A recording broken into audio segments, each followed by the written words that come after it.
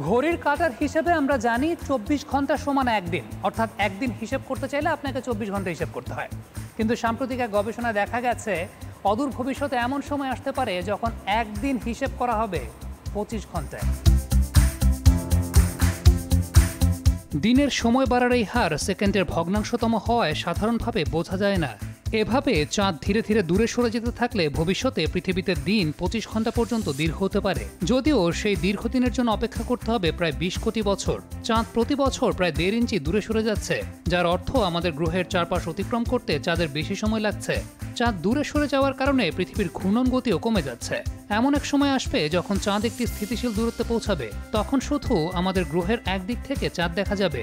বিজ্ঞানীদের তথ্য মতে 140 কোটি বছর আগে চাঁদ কাছাকাছি থাকার কারণে পৃথিবীতে 18 ঘন্টায় একদিন হতো।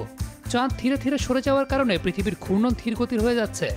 চাঁদ যখন পৃথিবীকে প্রদক্ষিণ করে তখন এর মাধ্যাকর্ষণ শক্তি সমুদ্রের পানির উপর টান তৈরি করে, যা আংশিকভাবে পৃথিবীর ঘূর্ণনকে ধীর করে দিচ্ছে। পৃথিবীর জড়তা চাঁদের মাধ্যাকর্ষণ থেকে শক্তিশালী। পৃথিবী এবং চাঁদের টানাটানিতে জোয়ার ভাটার সৃষ্টি হয়, আবার পৃথিবী তার অক্ষের উপর চাঁদের কক্ষপথের চেয়ে দ্রুত ঘুরে। এইসব কারণে পৃথিবীর গতি ধীরগতির হয়ে যাচ্ছে। জলবায়ু পরিবর্তন সহ বিভিন্ন কারণেও পৃথিবীর ঘূর্ণন গতিতে প্রভাব ফেলছে। বৈশ্বিক তাপমাত্রা বাড়ার সঙ্গে সঙ্গে মেরু বরফ আগের চাইতে দ্রুত গলে যাচ্ছে। পৃথিবীর মহাসাগরে পানির পরিমাণ বাড়ছে। সব গলে যাওয়া পানি পৃথিবীর মেরু থেকে ধীরে ধীরে বিষুবরেখার দিকে চলে যায়, যেখানে মহাসাগরের উপরে চাঁদের আকর্ষণ বেশি। এর ফলে পৃথিবীর ঘূর্ণন আরো ধীরগতির হচ্ছে। এসব পরিবর্তন কোটি কোটি বছর ধরে চললে পৃথিবীর দিনের সময় বাড়তি 1 ঘন্টা যোগ হবে।